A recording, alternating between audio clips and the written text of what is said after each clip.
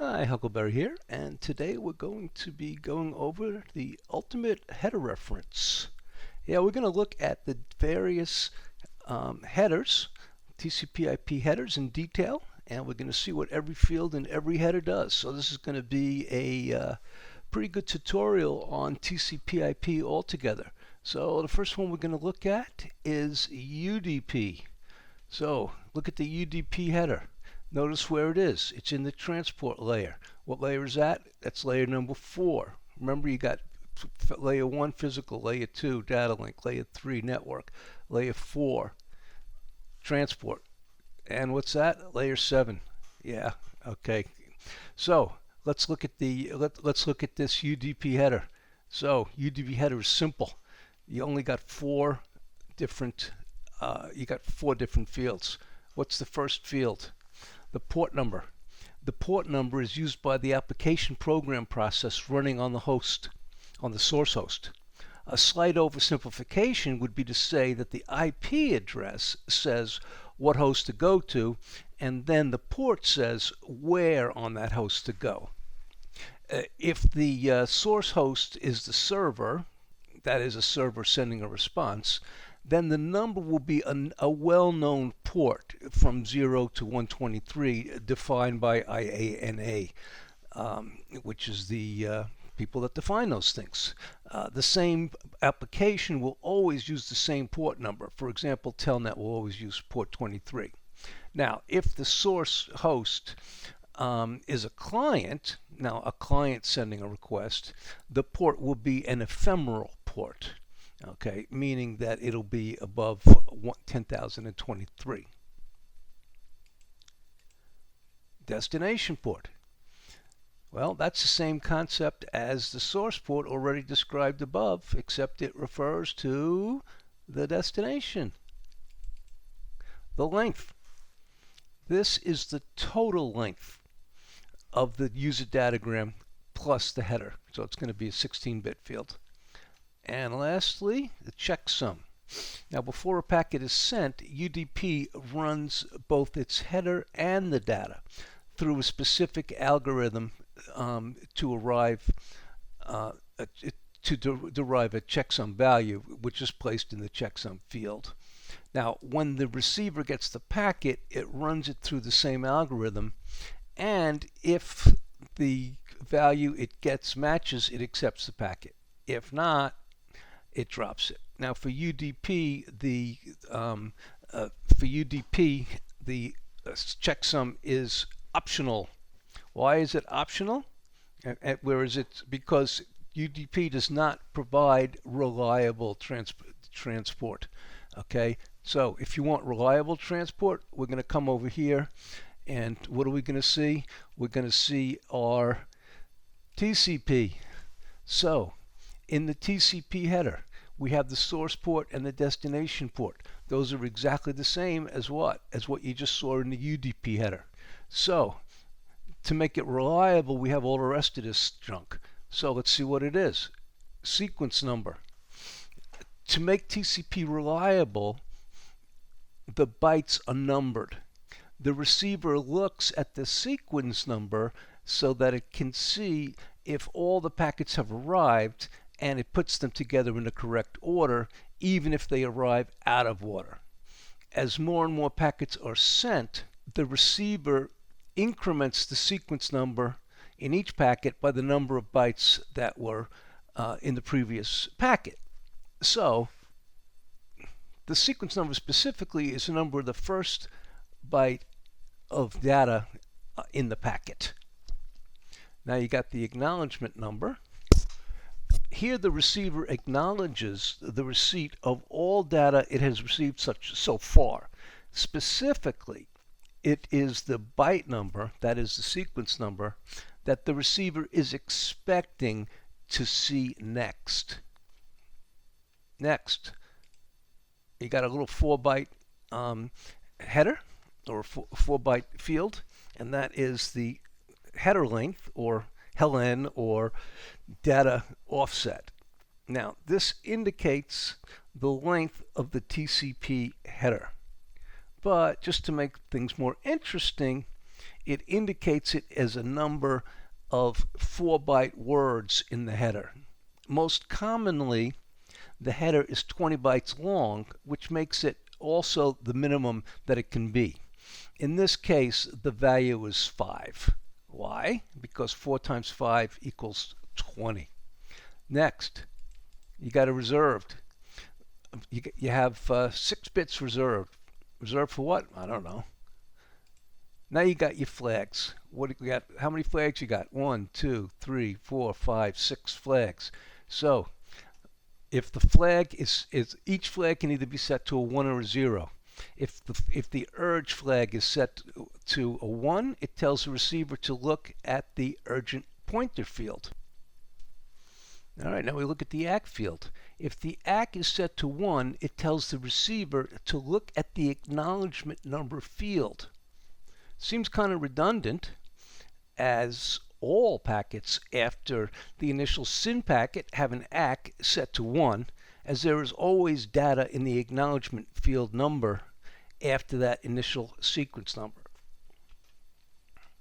Next is push, the push flag. So when TCP receives data, it normally buffers that data, and then in its own sweet time, it'll deliver that data to the application program above it. There is no specific requirement as to when the buffered data must be delivered to the application. But if the sender wants the data in the packet to be delivered immediately to all receivers in the application, then it sets the push flag. This tells the receiver, don't wait for any more data, just deliver the data to this packet in this packet to the application now. Reset flag. This is TCP's way of telling the remote host, don't go away mad, just go away. Remember, before two hosts can communicate using TCP, a connection must be created first using the three-way handshake, which I'm sure you've all heard of.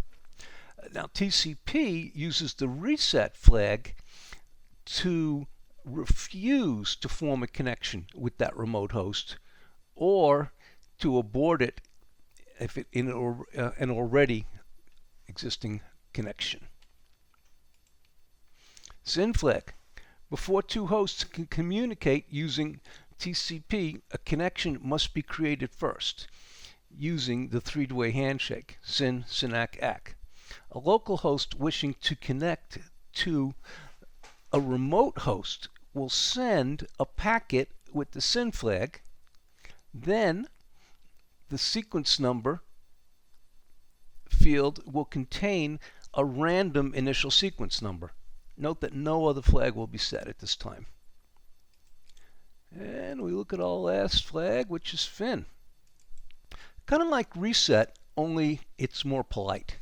For example, host A and host B have established a connection and have been exchanging traffic for a while. Now they run out of stuff to talk about, so host 1 decides to close the connection. Host A decides to close the connection. Host A sends a FIN to host B, and then host B returns an ACK. Then host B sends a FIN to host A, and then host B returns an ACK. Party's over. Window size. So once again, we need window size because TCP is reliable, supposedly, right? Okay, so what makes it reliable? ACKs. What makes TCP reliable? ACKs. It works like this. Host A sends some data to host B, and host B sends an ACK that it has received that data. So host A expects to see the ACK, and if it never receives it, it assumes that the data has been lost and resends it. Simple concept. Where does the window size come in? It defines how much data can host A send before receiving an ACK back from host B.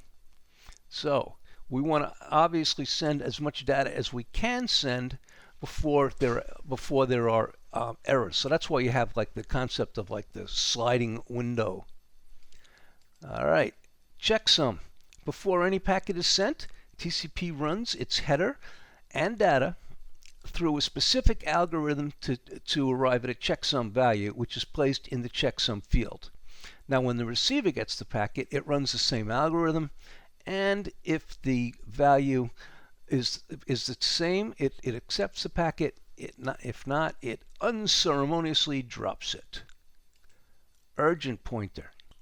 Get this, TCP does not treat the urgent pointer as urgent. It's not treated with any other higher priority than the rest of the data. So what the heck is it? Well, if you want to know more, just go ahead and read this little blurb here, and it explains it. Lastly, options and padding. You got they got the name right here. Options are optional stuff that, if you do specify, you put them in this field. So the options are max segment size, window scale factor, timestamp, and selective management. Padding may be needed to make sure that the data ends on the 32nd bit boundary. Okay, that is the end of the TCP header, and next we're going to go to the IP header. Okay, remember, IP is layer 3, right? So you have ICMP, ARP, but mostly what do you have on, what's the most important? On the network layer, or layer 3, the IP header. So let's have a look at this IP header. So what do you got? Version. So this is version 4. It's showing that you're version 4. Okay, it could also be version 6 as time goes on. So this is whether it's version 4 or version 6. Next, header length. The total length of the header in 4-byte words, meaning that that's 32 bits for you noobs, meaning it points to the beginning of the data. So with no options, the header is 20 bytes. So the value of that field is going to be a 5, which is 20 divided by 4. If you add options, guess what? This value will increase. Service type is not very important field. Go ahead and read through this little blurb here, and it'll give you the information if you really need it. Next, total length. This is the total length of the IP datagram, the bytes including the header and the data. Do the math. 16 bits allows for up to a total length of up to 65,535. So try sending 65,000 bytes in a datagram just over your production network for fun. Now don't do that. Identification. If the datagram is fragmented, all the fragments will have the same unique identification value. In this way, the receiving end knows that all fragments with the same identification value need to be assembled back into one datagram. Okay, so this is basically only used when you have fragmentation. All right, so you have 3 different flags. You have a 3-bit flag field here. So bit 0 is reserved. Bit 1, do not fragment. Bit 2, more fragments. So if you see bit 2, if bit 2 is set to 1, then the datagram is not the last fragment. Obviously, these are only used when fragmentation is necessary. And if you recall, fragmentation will be necessary if the IP header and data is too big to pass the MTU, or the maximum transmit unit, of the particular network. All right, so next we go to the fragmentation offset. So again, the fragmentation offset is obviously used only with fragmentation, and it indicates the relative position of each particular fragment when the datagram is fragmented. It's by the offset of the original, it's the offset of the original datagram in 8-byte units. Note carefully, 8-byte units. Now, if you want to see, if you want a little bit more depth, then go ahead and read this example here, and it'll tell you all you need to know. You can stop the video to do that. Next, time to live. It prevents the datagram from hanging around endlessly like unwanted guests should routing tables get screwy. So each router it hits decrements the TTL by 1, and when the TTL gets to 0, the datagram is unceremoniously discarded. So TTL is what makes trace route work, if you're interested in that. So protocol. Okay, this defines the upper layer protocol. So what's upper layer? What's the upper layer protocol of the network? Since we're on IP header that's in the network, the upper layer protocol is what? Transport.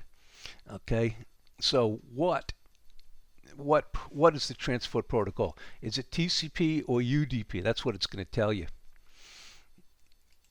Checksum. The purpose of the checksum we pretty much went over in earlier in the video. Go ahead and read through this if you like, but it's pretty much the same. Okay, source IP address. I thought long and hard how to describe this one, and in a stroke of genius, I came up with the IP address of the source. So note it looks like this. This is an IP address, right? You have 32 bits in the IP address. It's a 32-bit address in 4 octets here. Note it doesn't look like this. What's this? That's going to be your MAC address. Okay, next, destination IP address. Okay, unless you happen to be a member of the Tea Party or possibly an avid Trump supporter, this one should pretty much be self-explanatory after reading my brilliant tome on the source IP address. Options and padding, we already went through this on earlier in the video, so you can go ahead and take a look at that right quick. All right, so we've looked at TCP, we've looked at IDP, we've looked at IP, UDP. Now, next we're going to look at Ethernet. So, Ethernet frame looks pretty different, doesn't it? So let's look at the Ethernet frame. So we can see that the Ethernet frame looks quite a bit different from the TCP header, which is so we need to note that this is the data link layer, or layer 2. Okay, so we have different headers, don't forget, in different layers. This is not the only layer that you can have at the data link. You could have DSL or HDML or HDMI, that kind of stuff. But we have a source address and we have a destination address, but they're different from the IP addresses, okay, because they are physical addresses, MAC addresses.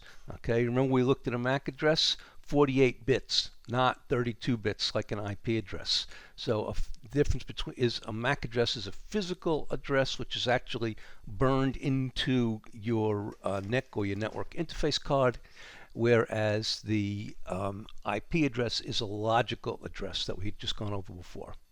All right, and you have the source address. Now, this is a MAC address, so this is going to be the source address. This is the MAC address of the source device. Okay, now go ahead and read this about the OUI, and that'll give you a little bit more enrichment into what this is all about. But essentially, it's going to be the destination MAC address, 48-bit physical address, or the address that's burned into your NIC card. Now, it's also going to have a VLAN tag. All right, if you don't know what a VLAN tag is, we're going to look at VLANs in just a minute as to what the heck a VLAN tag is anyway. So keep that in mind. Ether type. All right, so that's used to indicate the specific protocol that is encapsulated in the payload. Pretty much tells us what the network, what network protocol is being used. There are many ether types, but some pretty obscure, but the common ones are IPv4, IPv6, and ARP. All right, so next we have the payload. All right, so why have Ethernet? Why have Ethernet in the first place? To carry a payload. The payload consists of the data from the application plus the headers in the 2 layers above Ethernet in the TCP/IP stack, which of course is network layer 3 and transport layer 4. What's the largest size the payload can be? 1500 bytes. Otherwise, the whole frame gets too big and the receiving device freaks out. Actually, before that would happen, what would we do? We would have already fragmented that in an upper layer. And last but not least, we have another kind of a checksum. We've already been through this. All right, so now remember we saw this VLAN tag. So what's a VLAN, in case you don't know? You can go ahead and read through this. This gives you a very, very clear explanation as to what the VLAN is. Just go ahead and stop this for a second. Hey, that's the end of this video. Thank you for watching. This has been Huckleberry. Please, if you have any comments or questions, leave them. I really will try to answer any questions that you have if you leave them in a comment. Bye for now.